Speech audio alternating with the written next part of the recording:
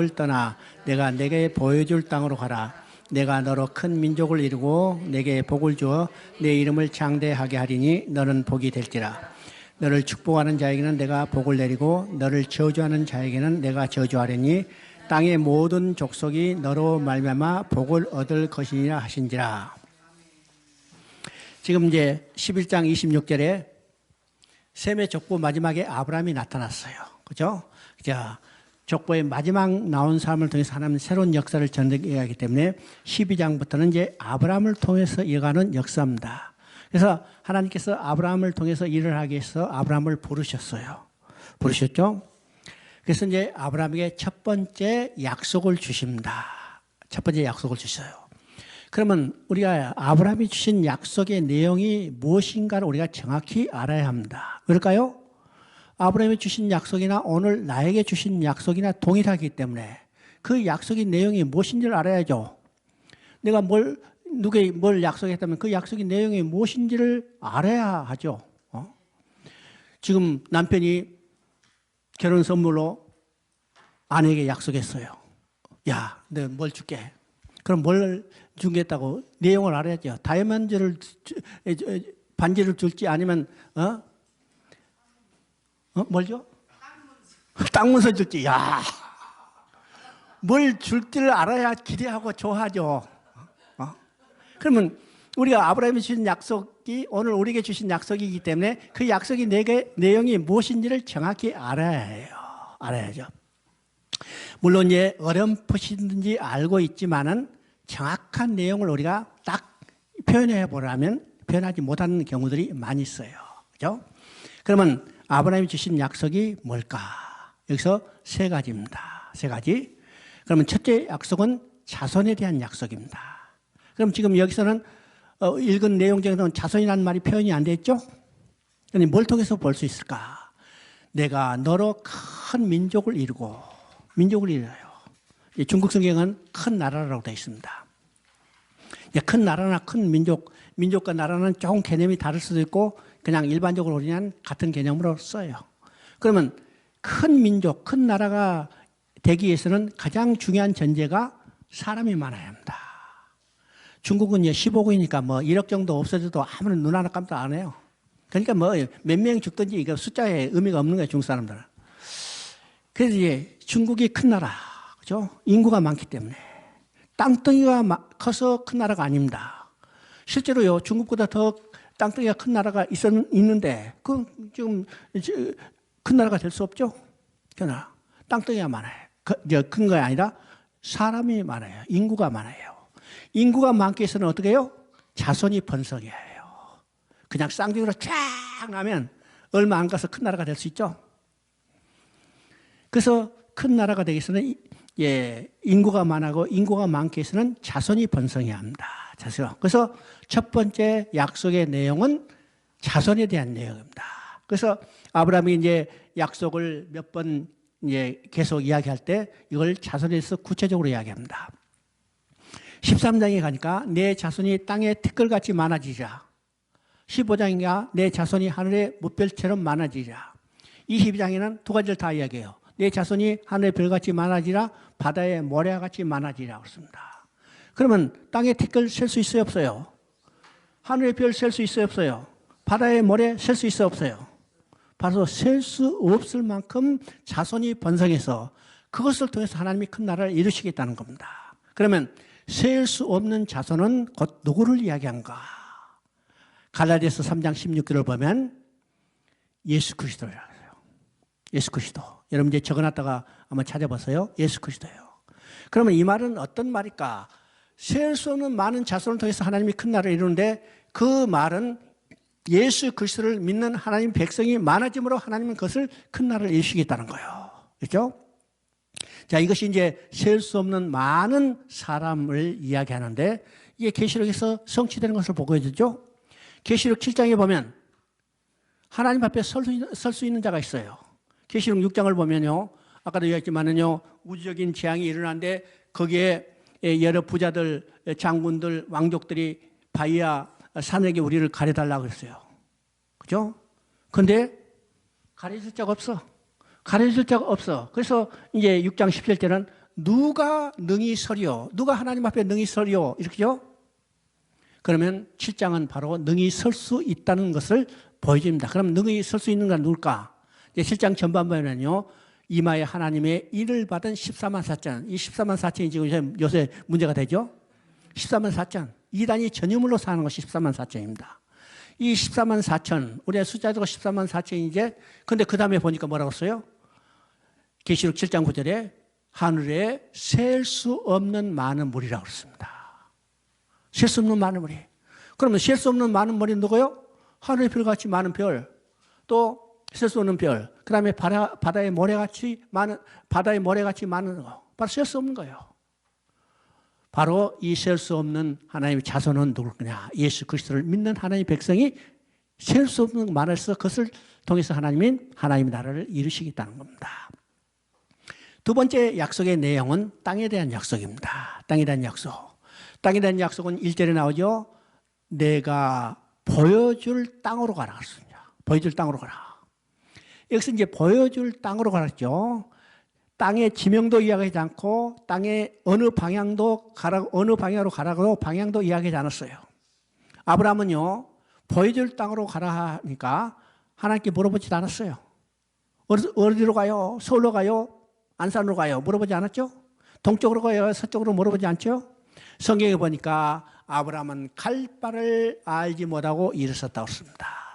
바로 갈 바를 알지 못하고 일어서는 것이 믿음이에요. 왜일까요? 하나님께서 보여줄 땅으로 가라고 했다면 갈 바를 알지 못하고 일어선다 하더라도 하나님이 그를 반드시 인도해야 할 것을 믿었기 때문입니다. 우리 신앙이 뭐예요? 어떤 사람은 하나님이 구체적인 음성을 듣기를 원하지만은 성경을 통해서 하나님이 우리에게 인도하는 것을 따라가면 되는 거예요. 그렇죠? 바로 보여줄 땅으로 갈 때 아브라함은 갈 바를 알지 못하고 일어섰다고 했습니다. 그래서 하나님의 인도를 받아 도착한 곳이 어딜까?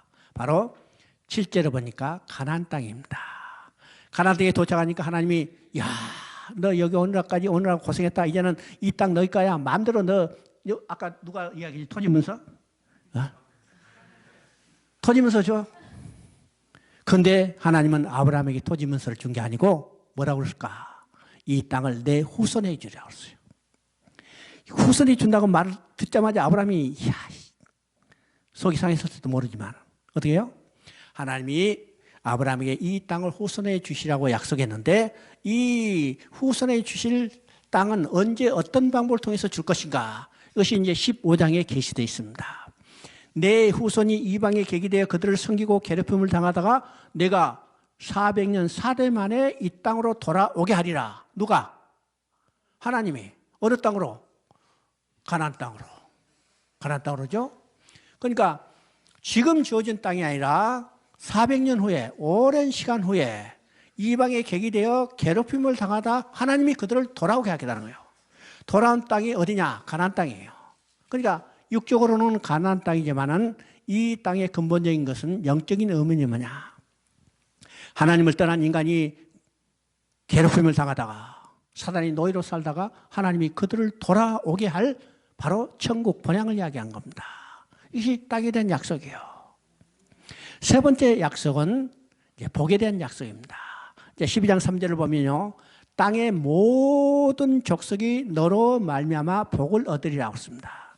여기서 중요한 개념을 우리 알아야 합니다.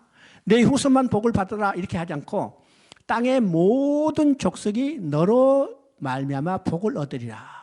여기서 땅의 모든 족속이라고 했습니다. 이것은 아브라함의 후손뿐만 아니라 오늘 이 땅에 지금 살고 있는 우리도 다 포함되어 있어요. 저 미국 사람도, 알래스카의 사람도, 에스키모도, 저 아프리카의 탄자니아 사람도 다 포함되어 있습니다. 알죠? 하나님의 이 계획, 하나님의 이 섭리에 인해서 오늘 우리가 구원받고 복받게 되는 겁니다. 복받게 되죠. 그러면 땅의 모든 민족이 너로 인하여 복을 얻으리라. 그러면 이 복은 어떤 것인가를 우리가 정확히 이해해야 합니다. 오늘 이제 예수 믿고 교회에 나서 다 원하는 것이 복받기를 원해요. 복받기를 원하는 자체가 나쁜 게 아닙니다. 그러면 이 복의 개념이 어떤 것인가를 우리가 알아야죠. 오늘 많은 성도들이 교회에 나와서 예수 믿고 복받기를 원하는데 그 복의 개념이 정확하지 않다는 거예요. 정확하지 않기 때문에 어떻게 해요? 그들의 신앙의 노선도 잘못되어 가고 있다는 겁니다. 많은 사람들이 예수 믿고 교회 나와서 복 받기를 원하는데 그들이 원하는 복은 어떤 것일까? 세상 사람들이 추구하는 복과 똑같아요.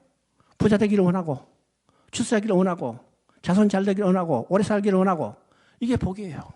그들이 기도하는 내용이 대부분이죠. 그러면 만약 이것이 추구하는 복이라면 교회 안 나와도 복 받을 수 있어요. 그렇죠? 교회 안 나와도 부자 될 수 있어요. 교회 안 나와도 높은 자리에 올라갈 수 있어요. 한국의 부자들 중에 예수 믿는 사람이 많아요? 예수 믿지 않는 사람이 많아요? 예수 믿지 않는 사람이 더 많죠. 한국에 높은 자리에 있는 사람 중에 예수 믿는 사람이 많아요? 예수 믿지 않는 사람이 많아요? 예수 믿지 않는 사람도 많죠. 그러니까 예수 안 믿어도 부자 될 수 있고 출세할 수 있어요. 그러면 예수 믿고 우리가 받아야 할 복은 어떤 복일까? 이것이 에베소 1장 3절에 정확히 나타났습니다. 우리 그리스도의 아버지께서 우리에게 복을 주시사, 그렇죠? 우리에게 복을 주신다고 그랬어요. 그 복은 어떤 것이요? 그리스도 안에서 하늘에 속한 모든 신령한 복이었습니다. 여기서 중요한 전제가 있죠? 그리스도 안에서. 그러면 그리스도 안에서 누리게 된 복은 어떤 것일까? 하늘에 속한 모든 신령한 복이에요. 하늘에 속한 신령한 복입니다. 이건 세상적인 물질적인 현실적인 복이 아니고 세상에 속한 복입니다. 또 이 복은요, 육적인 복이 아니요, 물질적인 복이 아니고 영적인 복입니다. 신령한 복이요. 이 복은 복의 숫자가 우리가 이성으로 셀 수 있는 그런 개념이 아니고 이성으로 셀 수 없는 모든 복입니다. 하늘에 속한 모든 신령한 복. 이 하늘에 속한 모든 신령한 복을 인간이 누리며 살 때가 있었어요. 언제일까요? 에덴 동산에서 범죄하고 하나님 앞에 쫓겨나기 전에 하나님과 함께 살 때 바로 이 복을 누렸어요. 이것이 하늘에 속한 모든 신령한 복이죠. 그런데 범죄하고 하나님에 쫓겨나자 이 복을 다 상실했어요. 그러면 언제 회복할 수 있어요? 하나님께 다시 돌아가면 회복할 수 있어요. 그런데 누구를 통해서 돌아갈 수 있어요? 예수 그리스도로 되나요? 그래서 우리가 예수 믿고 추구하는 복은 그리스도 안에서 하늘에 속한 모든 신령한 복이에요. 그러면 이 복은 어떤 거니까? 하늘에 속한 모든 신령한 복이기 때문에 우리가 교회에 나와서 예수 믿고 추구하는 복은 세상적인 복, 물질적인 복, 현실적인 복, 육적인 복이 아니라는 사실을 우리가 분명히 알아야 합니다. 물론 우리가 세상에 살아갈 때 그 복도 필요해요. 그러나 그 복은 누구 안에 있어야 해요? 그리스도 안에 있어야 해요. 그래요. 세상에 아무리 돈이 많다 하더라도 이것이 그리스도 밖에 있다면 이건 복이 아니요. 이건 화라는 사실을 알아야 합니다. 화라는 사실. 그러니까 성경적 복의 개념은 가장 중요한 전제가 그리스도 아니고 그 복은 하늘에 속한 모든 신령한 복입니다. 그렇죠? 이것이 지금 아브라함에게 너로 인하여 땅의 모든 족속이 복을 얻으리라 하는 이 복의 개념입니다. 그러면 아브라함이 주신 약속은 세 가지죠. 첫째는 자손이요. 자손은 곧 예수 그리스도예요. 두 번째는 땅이요. 땅은 우리가 돌아갈 영원한 본향 천국을 이야기해요. 세 번째 복은 하나님과 함께 살면서 누리게 될 복을 이야기하는 겁니다. 복을 이야기하죠. 그러면 아브라함이 주신 이 약속의 내용을 우리가 한 말로 정리하면 그리스도를 통해서 천국에 돌아와서 하나님과 함께 살면서 누리게 될 복을 이야기하는 겁니다. 이것이 바로 아브라함이 주신 약속의 내용이에요. 그렇죠? 이 약속의 내용은 다른 말로 말하면 복음입니다. 인간이 들을 수 있는 가장 깊은 소식. 그래서 갈라디아 3장 8절은 하나님께서 아브라함에게 복음을 전했다고 했어요. 갈라디아 3장 8절 한번 읽어봅니다.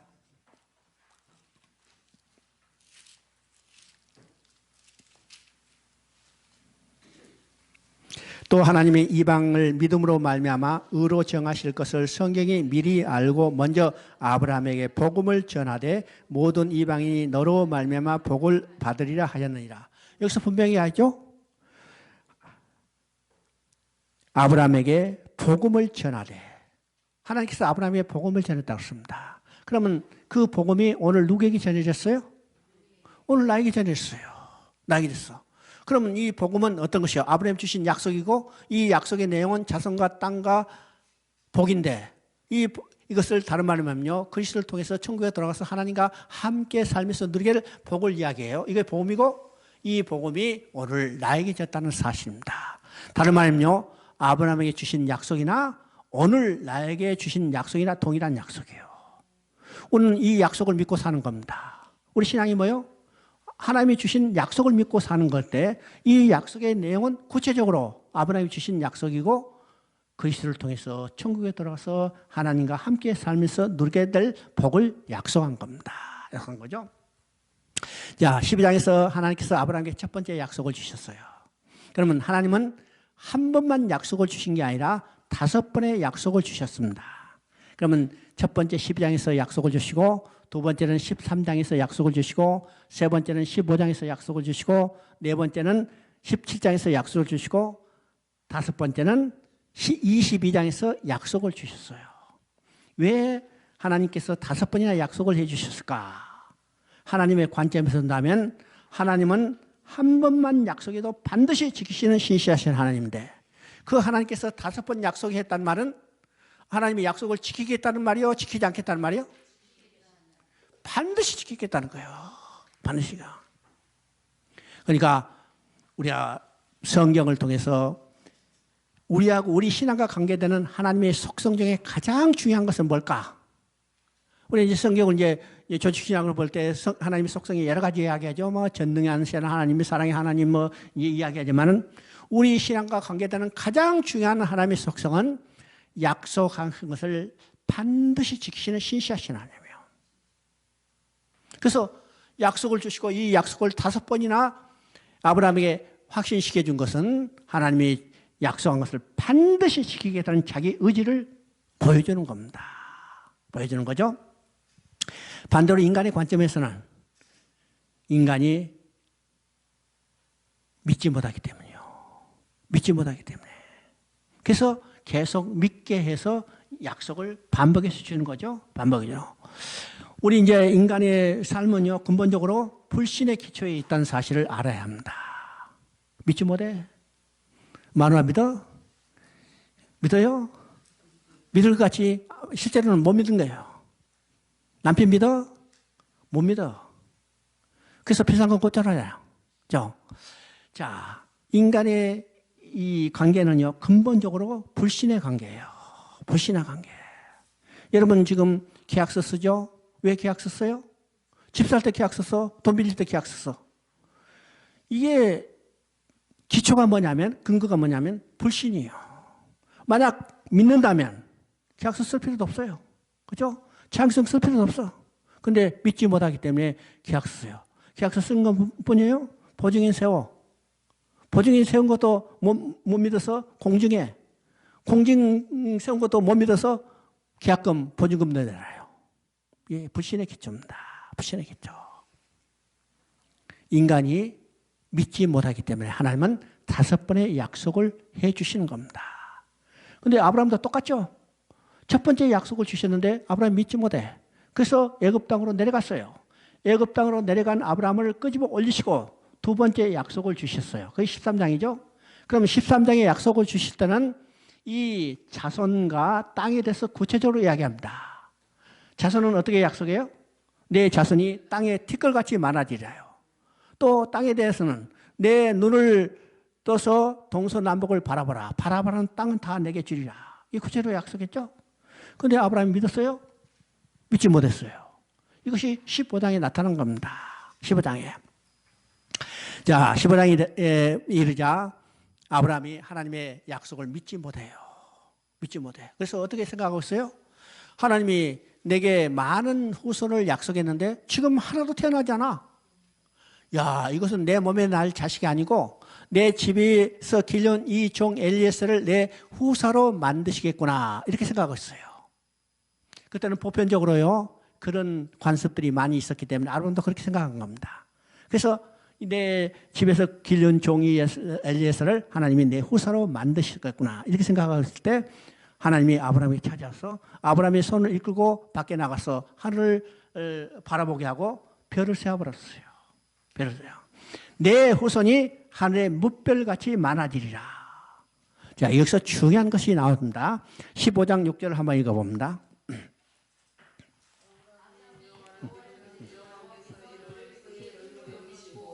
자, 여기서 아브라함이 여호와를 믿으니 이를 그의 의로 여기시고, 여기서 이제 중요한 말이요. 믿음으로 의롭게 됐다는 것의 첫 번째 개념이고, 성경에서 가장 중요한 의의 개념, 믿음의 개념이 무엇인가를 여기서 가르쳐 주고 있습니다. 자, 아브라함이 여호와를 믿으니, 그러면 아브라함이 여호와를 믿으니 그 믿음을 보시고 의로 여기시다고 그랬죠. 그럼 다른 말이며 아브라함이 믿음으로 의롭게 된 겁니다. 믿음으로 하나님 앞에 다시 돌아갔어요. 그러면 아브라함이 무엇을 믿었을까? 여호와를 믿었다고 했죠. 그러면 어떤 여호와예요? 어떤 여호와? 내 자손이 하늘의 별같이 많아지라고 약속을 주신 여호와를 믿은 거예요. 그러면 여호와를 믿었다는 것은 구체적으로 하나님이 주신 약속을 믿었다는 거고, 그 약속의 내용은 어떤 것입니까? 내 자손이 하늘의 별같이 많으리라. 하늘의 별같이 많은 자손의 궁극적으로 누구라고 했어요? 예수 그리스도예요. 그러면 아브라함이 궁극적으로 믿은 것은 하나님의 약속이고 예수 그리스도를 믿은 겁니다. 예수 그리스도를 믿음으로 의롭게 여기시고, 예수 그리스도를 믿음으로 하나님 앞에 다시 돌아갔어요. 이것은 성경의 믿음의 가장 중요한 정의가 나타나는 겁니다. 저는 이름에도 불구하고 아브라함이 믿었어요? 아브라함이 믿지 못했어요. 뭘 못할까? 이제 15장 8절에 나옵니다. 땅에 대한 의심이 생기는 거예요. 요새 땅 제일 중요하니까 땅부서 내놓으려고 그러는데 지금 땅에 대한 거죠. 그래서 15장 8절을 보면 이렇게 됐습니다. 이 땅을 내게 주신 것을 내가 무엇으로 믿으리까? 이 말은요, 땅에 대한 것을 보증서를 주세요. 보증서를 주세요, 이 말이에요. 땅문서를 주세요, 이 말이에요. 땅문서를 줘야 내가 믿지 않겠습니까? 이때 하나님께서 아브라함에게 뭐라고 말씀하시냐면, 이 9절에 보니까 짐승을 가져라 그래요. 짐승을 가져라. 자, 짐승을 가져라 하자 아브라함이 하나님의 마음을 즉각 알아챘어요. 아, 내가 땅에 대한 보증을 요구하자 하나님이 내게 언약식을 체결해 주실 모양이다. 그럼 왜 이것이 어떤 의미일까? 우리 이제 에레미야 34장 18절에 나온 대로 당시 중동 지방 사람들의 계약을 체결한 방식이 짐승을 쪼개놓고 그 쪼갠 짐승 사이로 계약을 맺은 두 사람이 지나갔어요. 자, 그것은 의미는 뭘까? 당신하고 내가 계약을 맺었는데 우리 둘 중에 한 사람이 계약을 위반하면 이 짐승을 쪼개지는 것처럼 쪼개라는 거예요. 다른 말은요, 자기 생명을 담보로 해서 계약을 체결한 겁니다. 계약을 위반하면 죽든지 아니면 죽지 않으려면 계약을 이행하든지 둘 중에 하나예요. 선택의 방법이 없죠? 이것이 당시 중동 지방 사람들이 계약을 체결하는 방식인데 아브라함이 땅에 대한 보증을 요구하자 하나님이 짐승을 가져왔어요. 이건 언약식을 체결해 주시겠다는 거예요. 아브라함이 하나님의 마음을 알고 짐승을 쪼개놨어요. 자, 15장 17절 한번 읽어봅니다. 해가 져서 어두울 때 연기나는 화로가 보이며 타는 횃불이 쪼갠 사이로 지나가더라. 자, 여기서 이제 구약의 하나님의 임재를 상징하는 것이 두 가지 나오는데 첫째는 불이고 두 번째는 구름입니다. 구름이죠. 구약에 보면요, 출애굽 때 이스라엘 백성이 애굽에서 나와서 광야를 행진할 때 그들이 불기둥과 구름기둥으로 그들을 인도했어요. 구름기둥과 불기둥, 그렇죠? 그래서 구름과 불은 구약시대 하나님의 임재를 상징하는 것이 두 가지인데 여기서 지금 불이 지나갔어요. 하나님 지나가셨죠? 그러면 계약의 당사자인 아브라함도 지나가야 할 텐데 아브라함은 어디 갔어요? 쿨쿨 자고 있는 겁니다. 왜 자고 있을까? 짐승 쪼개나고 힘들어가지고 지금 여기 피곤해서 자는 게 아니죠. 이것은 일어나고 싶어도 일어날 수 없는 상태가 되어버린 겁니다. 왜일까요? 하나님이 아브라함을 깊이 잠들게 하시고, 왜일까? 하나님은 인간의 모든 것을 다 알고 있는 거예요. 인간이 신실하지 못한 것을 이미 알고 있어요. 그래서 아브라함이 지금 이 계약식에 참석했다면 어떻게 해요? 아브라함은 죽을 수밖에 없어. 그래서 하나님은 아브라함을 깊이 잠들게 하시고 하나님 한 분 이 쪼갠 고기 사이로 지나갔어요. 그러면 이 계약의 내용은, 계약은 어떤 형식일까? 이 계약은 쌍방언약이 아니라 일방언약이에요. 그죠? 왜 쌍방언약과 일방언약이 중요한 의미를 가지고 있습니까? 하면 쌍방언약은 계약의 당사자가 계약을 위반하면 그 계약은 무효가 되는 겁니다. 무효가 되고 다시 체결해야 해요. 그런데 이 계약은 일방 언약이요. 이 계약이 일방 언약인데 이 계약 일방 언약도 누가 누구에게 주신 언약이냐면 하나님이 인간에게 주시고 일방 언약이기 때문에 하나님이 하나님의 방법으로 성취해 들어간다는 거예요. 그리고 이 일방 언약은 하나님이 인간에게 주신 언약이기 때문에 이 계약은 반드시 성취되는 것을 보여주는 겁니다. 뿐만 아니라 쪼갠 고기 사이로 지나갔다는 것은 이 계약이 무엇을 통해서 성취된다는 것이요? 짐승의 피 흘림을 통해서 성취된다는 겁니다. 그러면 그 짐승의 피 흘림은 무엇을 예표해요? 바로 예수 그리스도의 십자가 피를 통해서 성취될 것을 예표하는 겁니다. 왜 거죠? 자, 이렇게 해줬는데 아브라함이 믿었어요? 네? 믿었으면 성경이 얼마나 간댔을까? 근데 안 믿었기 때문에 성경이 지금 계속 나타나는 겁니다. 이 사실이 어디서 나타나니까 16장에 나타나죠. 16장에. 16장에는 하나님이 아브라함을 부르신 지 10년이 지난 아브라함이 85세 때예요. 10년 동안 오래 참고 기다렸죠. 열심히 기도했겠죠. 기도했겠어요? 안 했겠어요? 그렇죠? 죄 자식 주세요. 근데 줬어요? 안 줬어요? 안 줬어. 그러니까 생각이 이제 바뀌죠. 야, 10년 동안 열심히 기도했는데 아브라함이 안 줬다. 자, 기도하다가 눈을 싹 떠보니까 누가 지나가요? 젊은 여자 하자가 궁뎅이를 흔들며 싹 지나가니까 할렐루야! 됐다. 기도 응답받은 거예요. 그렇죠? 기도 응답받았어. 그래서 이제 사라가 아브라함에게 야, 당신 이 젊은 자를 통해서 자식을 낳아요. 그것도 당신 자식 아닙니까? 맞는 말이죠? 인간적인 방법으로는 맞는 말이에요. 그래서 아브라함이 사라의 이 속삭이는 소리를 듣고 하갈을 취해서 자식을 낳았어요. 그 낳은 자식이 누구냐면 이스마엘이에요. 이스마엘이 태어나자 하나님이 아브라함에게 나타나서 뭐라고 그래요? 이건 약속의 씨가 아니라는 거예요. 약속의 씨가 아니라. 왜일까요? 아브라함에게 약속한 것은 동시에 누구에게 약속한 거예요? 아브라함의 약속은 동시에 사라에게 약속된 거예요. 그래서 아브라함에게 약속한 자손은 누구에게 태어나냐면 사라를 통해서 태어나요. 그런데 누구를 통해서 태어났어요? 하갈을. 인간적인 수단과 방법을 통해서 태어났죠. 그래서 하나님은 이건 갈라디아서를 보면 이건 육신의 씨라는 거예요. 너희 혈육의 씨라는 거예요. 약속의 씨가 아니라는 거예요. 그리고 17장에 봅니다. 17장 1절을 한번 읽어봅니다.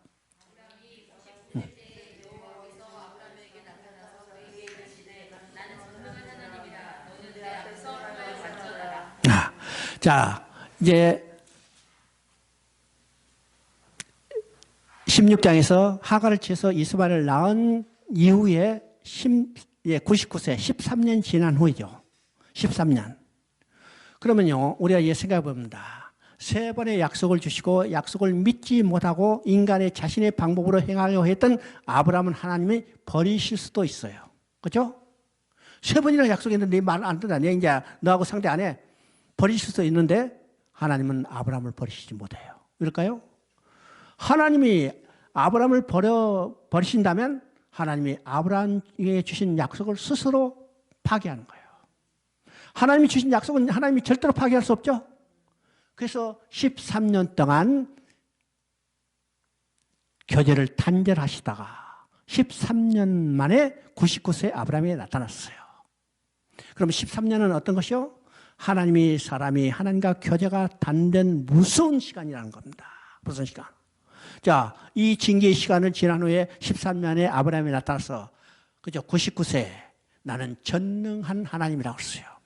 여기서 전능한 하나님이라고 해서 일반적인 의미가 아니고 우리가 일반적인 속성에서 하나님은 이 전능하신 하나님, 불가능이 없으신 하나님 이렇게 이야기하지만 여기서 전능한 하나님은 그런 개념보다 더 나아가서 하나님이 약속하신 것을 지키는데 불가능이 없으신 하나님. 우리 신앙에서 가장 중요한 하나님의 속성은 뭐라고 그랬어요?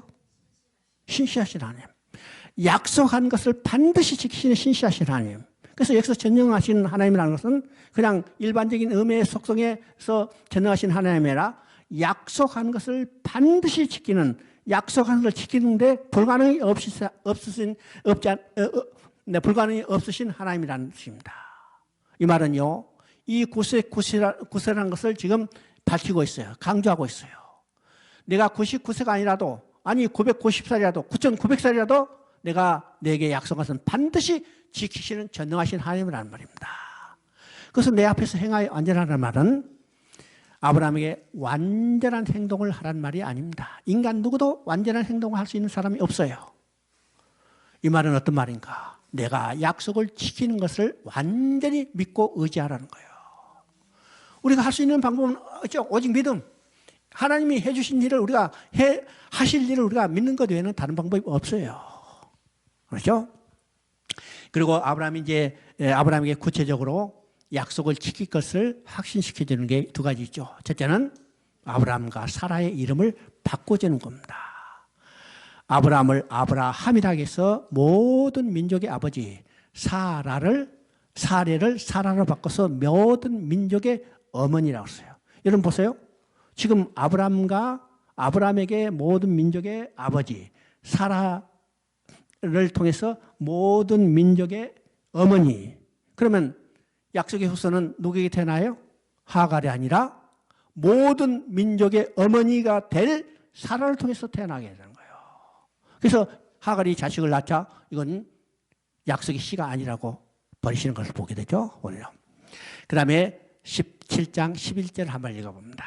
17장 11절 너희 중 남자는 다 할례를 받으라. 이것이 나와 너희 사이의 언약의 표징이니라. 여기서 중요한 의미가 있습니다. 다 할례를 받으라. 그리고 하신 말이 이것이 너와 나 언약의 표징이라고 했어요. 자, 그러면 할례가 어떤 것일까? 할례는 남자의 생식기를 표피를 자르는 것이 할례입니다. 그래서 이 할례를 하라 그러고 하나님 뭐라고 말씀하셨어요? 나와 너의 사이의 언약의 표징이라 했습니다. 표징이라 했죠. 자, 그러면 왜 언약의 표징을 꼭 할례를 하라 했을까? 그렇죠? 다른 방법도 있죠. 언약의 표징. 이마에 도장 찍고 다니면 계속해서 보게 되죠. 손목에 시계 차듯이 차고 다니면 계속 보게 되죠. 그런데 보이지 않는 바지 속에 언약의 표징으로 할례를 하라고 그랬어요. 왜일까요?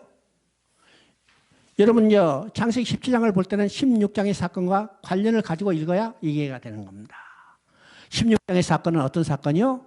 인간이 하나님의 약속을 인간의 생식적인 방법으로 성취하려고 그랬어요. 그래서 17장은 이제는 그 방법 제거하라는 거예요. 그것이 할례예요.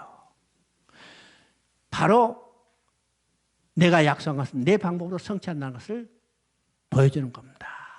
이것이 이제 17장의 나의 할례의 의미입니다. 물론 이제 그 다음에요, 할례에 대한 여러 가지 의미가 다 붙었죠. 제8일의 할례를 하면서 이제 재창조 역사가 시작됐던 것을 이야기도 하고 또 할례를 통해서 언약의 백성인 것을 드러내기도 하고 여러 가지 이제 할례를 통해서 또 정결 의식을 행하는 이런 것들이 있지만은 17장에서 이야기하는 이 할례의 가장 중요한 핵심은 인간적인 수단과 방법을 다 제거하라는 겁니다. 여러분 보세요. 아브라함이 75세에 하나님의 부름을 받았다. 내가 너로 큰 민족을 이루게 하겠다. 자손이 번성하게 하겠다면 그때부터 시작해서 싱싱할 때 그냥 쌍둥이로 꽉 났으면 얼마 안 가서 자손이 번성했을 텐데 25년이 세월이 지나도록 자식을 안 줬어요. 그러면 이 25년의 세월은 어떤 세월일 거예요? 25년의 세월은 어떤 세월이에요? 인간의 수단과 방법이 다 제거되기를 기다리는 하나님의 시간이에요. 그러면 나중에 이제 이삭이 태어날 때 언제 태어났어요? 사라의 태가 끊어지고 아브라함이 100세나 되어 자기 몸이 죽은 것 같음을 알고 인간적인 수단 방법으로는 안 돼요. 오직 하나님의 방법으로 이것을 성취해가는 것을 보여주게 되는 거죠. 보여줍니다. 자, 21장을 한번 봅니다. 21장 1절 2절 한번 읽어보자. 그 이후에 하나님이 아브라함을 시험하시려고 그를 부르시되 아브라함아 하시니 그가 이르되 내가 여기 있나이다. 여호와께서 이르시되 내 아들아 내 사랑하는 독자 이삭을 21장 1절 2절 여호와께서 말씀하신 대로 사라를 돌보셨고 여호와께서 말씀하신 대로 사라에게 행하셨으므로 사라가 임신하고 하나님이 말씀하시기가 되어 노년의 아브라함을 낳으니라. 자, 지금 이제 약속의 씨 이삭이 태어나는 겁니다. 이해하죠? 여기서 지금 1절을 보니까 말씀하신 대로 이렇게 되어 있습니다.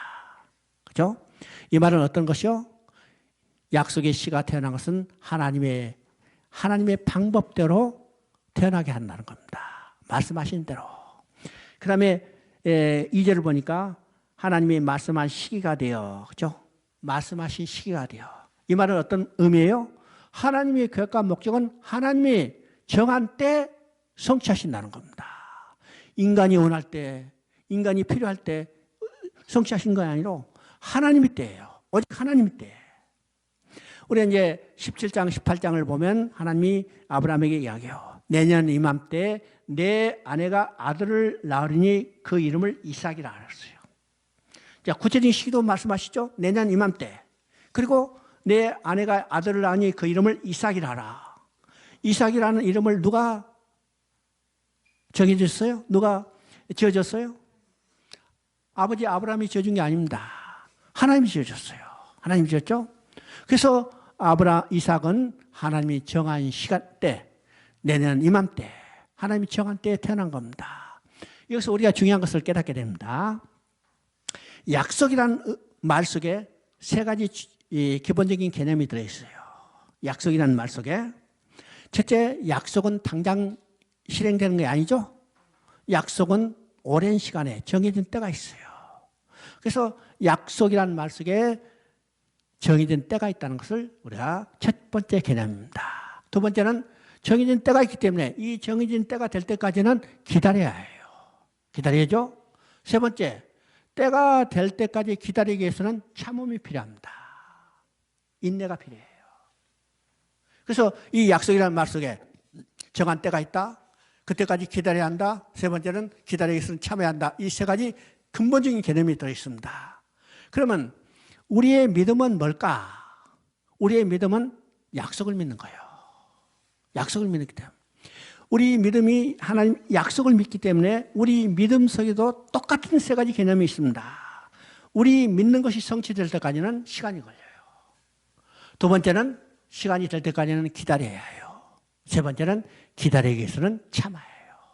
그래서 우리의 믿음은 반드시 인내가 필요하다는 것은 성경은 이야기합니다. 왜죠? 자, 이삭도 하나님의 말씀한 시기가 태어났어요. 그러면 이삭이 태어난 것을 통해서 뭘 계시해요? 예수님이 태어날 것을 계시하는 겁니다. 여러분, 예수님도 하나님의 때에 태어났어요. 갈라디아서 4장 4절 이야기죠. 때가 참해. 어떤 때가 참해? 하나님의 약속은 시기가 되면 때가 참해요. 여자에게서 한 아기가 태어나게 하시고. 그러니까 예수님이 태어난 것도 하나님이 정한 때에 태어난 거죠. 태어난 거예요. 또 아브라함이 예수님이 태어난 것은 어떻게 태어났어요? 성령으로 잉태하사 처녀 몸에서 성령이 태어났어요. 이삭이 태어난 것도 아브라함의 몸이 죽은 것 같은 거예요. 사례태가 끊어진 인간의 방법은 아니고 오직 성령의 방법이죠. 또 예수님의 이름을 누가 지어줬어요? 아기가 태어나니 그 이름을 예수라라. 자기 백성을 죄에서 구원하리라. 이것이 바로 하나님이 예수라는 이름을 지어주셨어요. 이삭의 이름을 누가 지었어요? 하나님이 지었어요. 그러니까 이삭이 태어난 것을 통해서 예수님이 태어난 것을 계시해주고 있는 겁니다. 계시겠죠? 자, 22장 1절 2절을 읽어봅니다. 그 이후에 하나님이 아브라함을 시험하시려고 그를 부르시되 아브라함아 하시니 그가 이르되 내가 여기 있나이다. 여호와께서 이르시되 내 아들 내 사랑하는 독자 이삭을 데리고 모리아 땅으로 가서 내가 일러준 한 산으로서 그를 번제로 드리라. 그죠? 자, 13절 읽어봅니다. 22장 13절 아브라함이 눈을 들어 살펴본 즉 한 수양이 뒤에 있는데 뿔이 숲에 걸려 있는지라. 아브라함이 가서 그 수양을 가져다가 아들을 대신하여 번제로 드렸더라. 자, 22장은요 중요한 것입니다. 자, 우리가 이제 이삭이 태어난 것을 봤어요. 이삭이 태어나는 거 봤죠? 그러면 이삭이 태어난 것을 통해서 우리가 뭘가 성취되는 것을 1차적으로 성취되는 것을 보냐면 여자의 후손을 보내줬다는 이 계시가 성취되는 것을 봤어요. 그러면 두 번째는 뭘 보여줘요? 가죽옷이라는 것입니다. 그러면 가죽옷은 어떤 방법으로 입혀주실 건가? 그게 전진된 계시를 보여주는 것이 22장의 사건이라는 사실입니다. 우리 이제 일반적으로 이 창세기 22장은 우리 설교도 많이 듣고 설교도 많이 했어. 그죠? 여기는 설교 안 하는 사람도 있겠지만 설교도 이제 목사들이 설교들 대부분 많이 해요. 그래서 22장의 내용은 비교적 잘 알아합니다. 그런데 대부분이 설교를 어떻게 한가? 아브라함이 하나님의 말씀에 순종했더니 복받았다. 여러분도 순종하면 복받는다. 이렇게 이야기하죠? 이건 순종을 강조하는 이야기 아닙니다. 성경은요, 인간에게 무엇을 하라고 요구하는 책이 아니에요. 하나님이 우리를 위하여 무슨 일을 해주시겠다고 우리에게 계시로 보여주는 책이 성경이에요. 그러면 22장도 하나님이 나를 위해서, 우리를 위해서 무슨 일을 해주실 건가? 그것이 가죽옷을 지어 입히시겠다 했으니까 가죽옷을 구체적으로 어떤 방법으로 입혀주실까에 대한 전진된 계시를 보여주는 것이 22장의 내용입니다. 22장이죠. 하나님이 아브라함을 불러서 아들 이삭을 번제로 드려요. 번제는 어떤 것입니까? 제물을 흔적도 없이 태워드리는 제사가 번제예요. 누구를? 내 사랑하는 아들 독자 이삭을. 그냥 내 아들을 번제로 드리라 이렇게 하지 않았어요.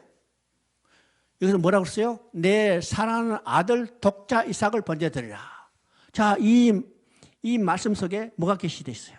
하나님은 자기 사랑하는 아들 독자 예수 그리스도를 우리를 위하여 번제로 주실 것이 계시되어 있습니다. 그렇죠? 자, 번제를 드리라. 번제는 이제 아브라함이 하나님의 말씀을 듣고 순종해서 어떻게 해요? 아들 이삭을 앞세워서 하나님이 명령한 그 산까지 가는 겁니다. 그래서 모리아의 산에 도착하자 이제 이 종들을 거기에 기다리게 하고 하나님은 아브라함은 이삭을 앞세워서 하나님이 정해준 그 산으로 가요. 산꼭대기 다 올라가니까 이삭이 뭐라고 그래요? 아버지요, 지금 나무와 불은 있는데 번제할 어린 양은 어디 있습니까? 물어보죠. 이삭은요, 지금 자기가 번제 제물로 드릴 것을 모르고 아버지가 야, 번제 드리러 가자니까 지금 따라왔어요. 그런데 산꼭대기 다 와니까 제물이 없어. 번제를 드린다면 어린 양을 끌고 왔어야 하는데 제물이 없잖아요. 그래서 물어보는 거예요. 번제할 어린 양은 어디 있나이까? 그때 뒤따라 멍하니 따라가던 아브라함이 그 소리를 듣고 깜짝 정신 차려서 어떻게 해요? 아들아, 번제할 어린 양은 하나님이 친히 준비하시니라. 이 친히 준비하신다는 말을 우리가 다른 말하면 여호와 이레라고 합니다. 여호와 이레. 여호와 이레라는 말을 다른 말로 말하면요, 하나님이 받으실 제물은 하나님이 친히 준비하신다는 말이 여호와 이레예요. 우리가 여호와 이레라는 말을 잘못 오용하기도 하죠. 그런데 이 말은 정확한 의미는 하나님이 받으실 제물은 하나님이 친히 준비하는 겁니다. 증인이죠. 자, 번제단을 쌓아놓고 아들 이삭을 결박해서 지금 번제로 드리려는 그 순간에 하늘에서 급한 음성이 들렸어요. 아브라함아, 내 아들 이삭에 손대지 말라. 이제야 내가 나를 경외하는 줄 알았노라. 이 급한 음성을 듣고 주위를 둘러보니까 주위에 수양이 걸렸어요. 그래서 이삭을 내려놓고 수양을 대신 드렸더라. 여기서 이제 13절 읽었죠? 대신 드렸더라. 여기서 중요한 대속교리가 나오는 겁니다. 이삭을 내려놓고 수풀에 걸린 수양을 대신 드렸어요. 그러면 수풀에 걸린 수양은 어떤 것이요? 여호와 이레입니다. 하나님이 받으실 제물은 하나님이 친히 준비하는 거예요. 그래서 이삭을 내려놓고 수풀에 걸린 수양을 대신 드렸죠? 그렇죠. 자, 우리 이제 신약을 보면 예수님이 십자가에서 숨을 거두면서 하늘을 향하여 부르짖어요. 하나님이 어찌하여 나를 버리시나니까. 이 간절한 부르짖음에도 하늘에서는 아무런 음성이 들지 않고 하늘은 캄캄해졌다고 했어요. 왜일까요? 왜일까? 이삭을 번제로 드릴 때는 하나님이 급한 음성이 들려서 이삭을 내놓고 수풀에 걸린 수양을 대신 드렸는데 왜일까요? 이삭은 그림자예요. 그림자는 어떤 의미가 있어요? 실체가 있다는 것을 확신시켜주는 의미가 있어요. 그런데 그림자는 문제를 해결할 수 없죠? 그래서 이삭은 그림자였기 때문에 내놓고 수풀에 걸린 수양을 대신 드렸어요. 그런데 이삭이 그림자로 보여준 실체는 누굽니까? 십자가에 못 박혀 숨을 거두신 예수 그리스도예요. 예수 그리스도. 그래서 예수 그리스도가 하늘을 향해 부를 때는 하늘에서 아무런 음성이 들지 않았어요. 왜요? 예수 그리스도는 실체이기 때문이요. 그러면 예수 그리스도는 누구 대신 십자가에 못 박혔어요? 내 대신이죠. 내 대신 예수님이 십자가 못 박혔어요. 그래서 예수님은 하나님이 받으실 하나님이 친히 준비한 여호와 일의 제물이었던 사실을 우리가 보게 되는 겁니다. 보게 되죠? 바로 이것이 이제 22장에서 계시하는 내용입니다. 22장에서 자 22장 16절부터 18절까지 한번 읽어봅니다. 22장 16절부터 18절 이르시되 여호와께서 이르시기를 내가 나를 가르쳐 맹세하노니 내가 이같이 행하여 내 아들 내가 큰 복을 주고 널 그 시가 크게 번성하여 하늘의 별과 같고 바닷가의 모래 같게 하리니 내 시가 그 대적의 성문을 차지하리라. 또 내 시로 말미암아 천하 만민이 복을 받으리라. 이는 내가 내 말을 준행하였습니다. 지금 이제 이삭을 번제로 드리는 사건 이후에 하나님이 마지막 5번째 약속을 주시는 내용이죠. 그러면 이 5번째 약속을 주시는 내용을 여러분이 살펴보면 우리가 살펴봤던 아브라함이 주신 약속의 내용 3가지요. 자손과 땅과 복이죠. 자손과 땅과 복입니다. 우리가 이제 자손과 땅과 복을 우리가 이 말을 풀어서 우리가 내 신앙으로 받아들일 수 있어요. 그러면 자손은 예수 그리스도요. 땅은 우리가 돌아갈 천국이요. 복은 하나님과 함께 살면서 누리게 될 복이요. 그러면 이 말을 하면 예수 그리스도를 통해서 천국에 들어가 하나님과 함께 살면서 누리게 될 복을 우리에게 약속했어요. 이게 복음이에요. 그죠? 복음.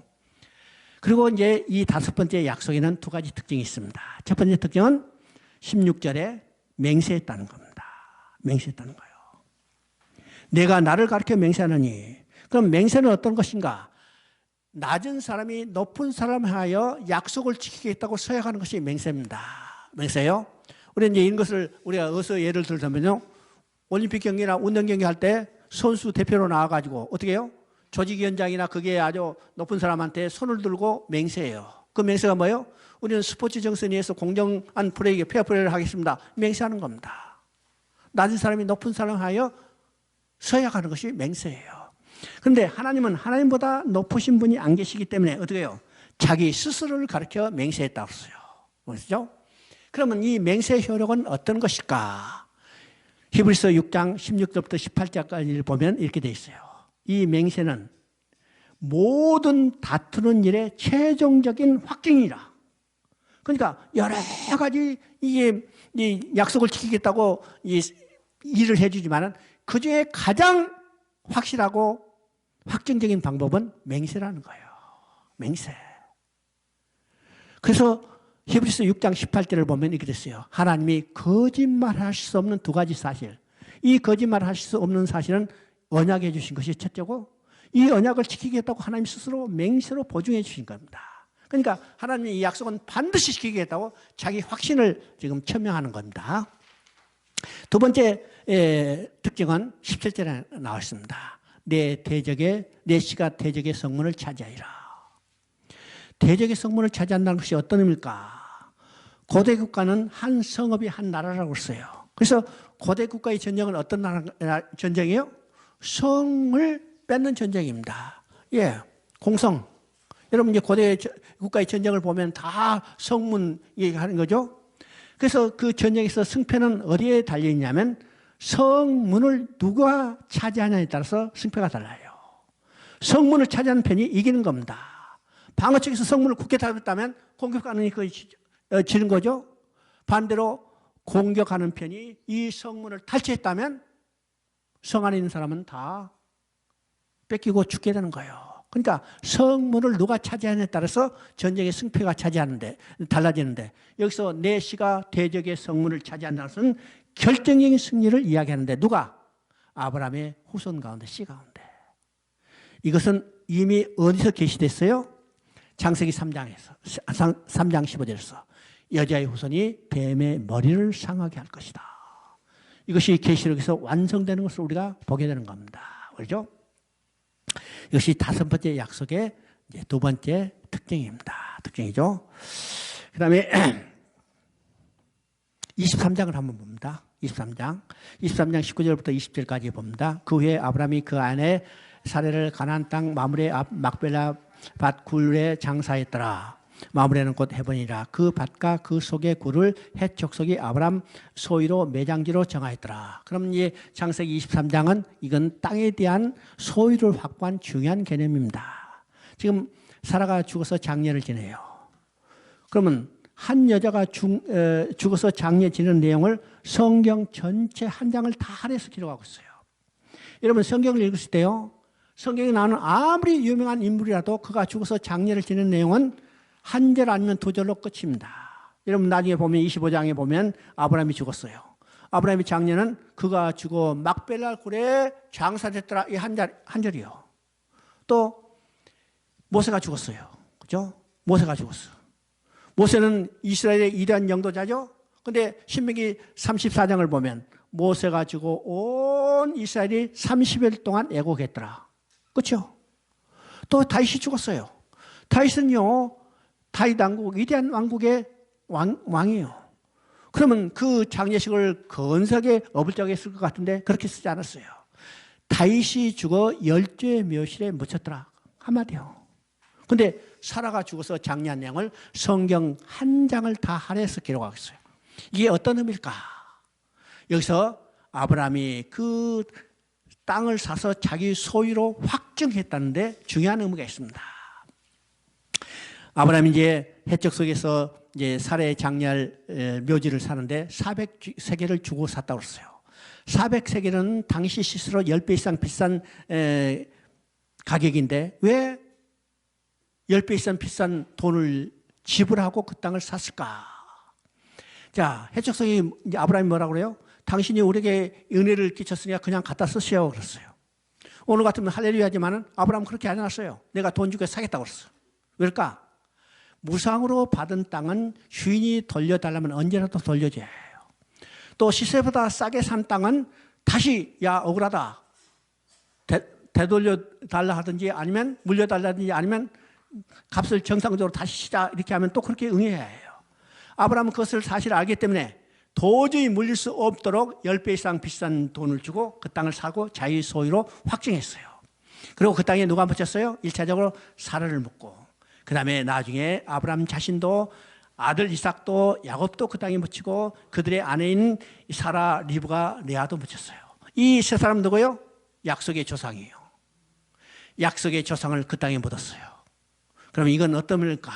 이 땅은 하나님이 우리에게 우리 후손들에게 주시라고 약속한 땅이고 우리는 그 믿음을 이 땅에 묻었다. 땅에 대한 약속을 얼마나 확신하고 있는가를 보여주는 것이 바로 23장의 내용입니다. 23장의 내용. 자, 24장을 보면 24장 3절 4절 읽어봅니다. 내가 너에게 하늘의 하나님 땅의 하나님이신 여호와를 가르쳐 맹세하노니 너는 나의 거주하는 이 지방 가나안 족속 딸 중에서 내 아들을 위하여 아내를 택하지 말고 내 고향 내 족속으로 가서 내 아들 이삭을 위하여 아내로 택하라. 자, 이것은 이삭의 결혼 내용입니다. 아브라함이 지금 사라가 죽고 혼자 남아서 마지막 남은 사명은 아들 이삭을 결혼시키는 겁니다. 왜일까요?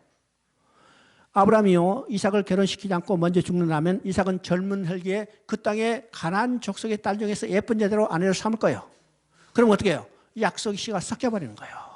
그래서 하나님은 아브라함의 마지막 남은 사명을 이삭을 이방 여자가 결혼시키지 않고 순수한 혈통과 결혼하도록 하는 겁니다. 자, 아브라함이 그 사명을 자기 종에게 명령해요. 가나안 족속의 이삭을 아내로 만지하지 말고 너 저기 가서 하란 땅에 가서 본토 친척의 그 딸 중에 여자 중에 아내를 데리고 오라. 자, 우리가 24장을 벌써 중요한 것을 깨달아야 합니다. 24장은 성경 창세기 50장 중에서 가장 길게 기록된 장인데 이 내용이 어떤 것이냐. 아브라함으로부터 이 명령을 받은 이 종이 얼마나 신실하게 사명을 감당했는가 이것을 자세히 기록했어요. 그런데 성경은 인간이 무슨 일을 했는가에 중심이 있는 게 아니죠. 하나님이 얼마나 하나님의 뜻대로 일을 해가신 것을 보여주는 겁니다.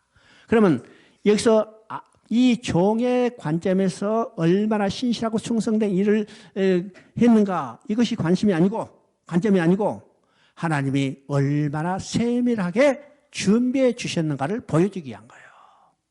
자, 리브가를 만났어요. 리브가를 누가 준비했어요? 리브가를 누가 준비했어요? 하나님이 이미 리브가를 이삭의 아내로 준비했던 사실을 우리가 보게 됩니다. 우리가 이제 성경을 통해서 그 사실을 확실하죠?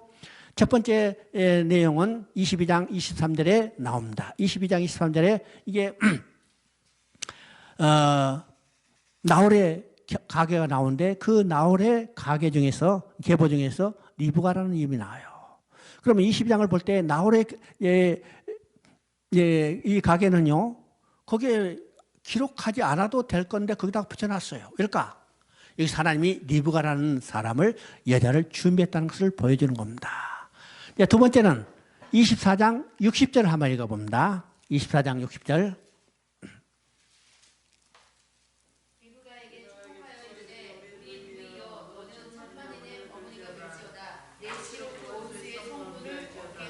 자, 거기 보니까 지금 이 내용은 리브가의 오빠 라반이 자기 이제 동생을 떠내보내면서 축복하는 내용이에요. 그 축복하는 내용에 뭐라고 써요? 10,000만원의 어면이요. 그리고 내 씨가 뭐요? 대적의 성문을 차지하리라. 그러면 10,000만원의 어머니는 누구에게 줬는가요? 리브가에게, 지금 이제 리브가가 아니라 사라에게 줬죠. 사라에게 줬고, 또 대적의 성문을 차지하, 원수의 성문을 차지하는 것은 누구에게 줬어요? 아브라함에게 하나님께서 약속한 거예요. 창세기 이제 22장에 다섯 번째 약속을 줄 때 두 번째 특징이라고 했습니다. 내 씨가 대적의 성문을 차지하리라. 이것은 가나안 땅에서 하나님께서 아브라함에게 약속을 주실 때 한 말이고, 또 24장 60절은 하란 땅에서 라반이 자기 동생 리브가를 축복하는 말이면 이게 동일한 말이죠. 그러면 이건 어떤 의미요? 하나님께서 이삭의 아내로 리브가를 준비했다는 겁니다. 그러니까 우리는 성경을 볼 때 하나님이 얼마나 세밀하게 준비해 주시는가를 우리가 볼 수 있어요. 이것이 성경을 보는 올바른 관점입니다. 관점이죠. 쉬었다 합니다. 10분에 시작할 때니까.